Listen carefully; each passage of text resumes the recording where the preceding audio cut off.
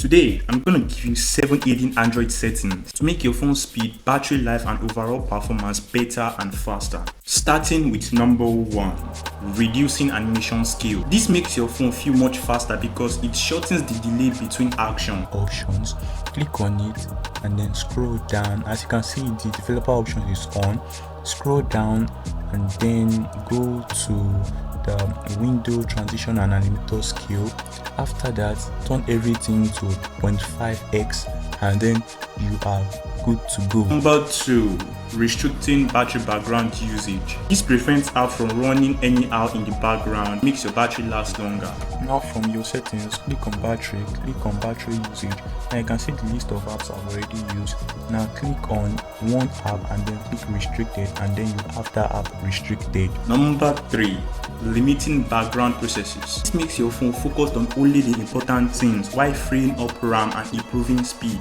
On the developer option, scroll down to the app section down and then click on background process limit and set to at most 4 processes. Number 4, force GPU rendering. In one word, these settings makes everything smoother and reduces lag. On the developer options, go to the hardware accelerated rendering and enable force GPU rendering. But if you can't find it, that means your phone is on the higher end. Number 5, turning on data saver. This blocks background app from using your data while improving your internet experience. From settings, go to network and internet, click on data saver, enable it and boom, you are good to go. Number 6, using dark mode. Dark mode saves battery. So on your settings, just go to display and click it, go to dark theme, enable it and that's all. Number 7, turning off Google Assistant if you don't use it. It saves RAM and battery, especially if you don't use it regularly.